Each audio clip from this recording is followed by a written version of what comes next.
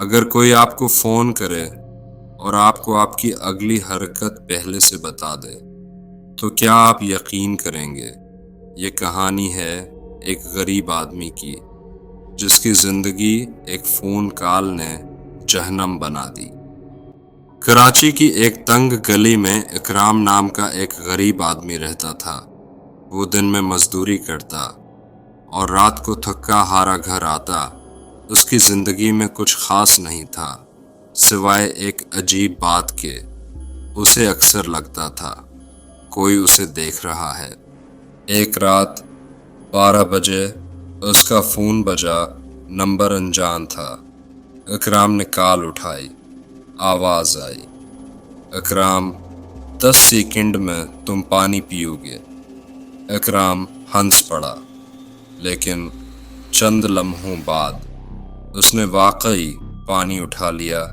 اس کا دل زور زور سے دھڑکنے لگا۔ اگلے دن وہی کال دوبارہ آئی، آج تم کام پر نہیں جاؤ گے۔ اکرام نے نظر انداز کیا، لیکن اچانک اسے چکر آیا اور وہ گر گیا۔ وہ کام پر جا ہی نہیں سکا۔ اب وہ ڈر چکا تھا، یہ کون ہے اور اسے سب کیسے پتا ہے؟ اکرام نے نمبر ٹریس کروانے کی کوشش کی، مگر نمبر موجود ہی نہیں تھا۔ پھر اسے ایک میسج آیا، سچ جاننا ہے پرانے فیکٹری میں آؤ رات 12 بجے۔ اکرام ڈرتے ڈرتے وہاں گیا۔ اندھیرا، خاموشی، ٹوٹے ہوئے دروازے۔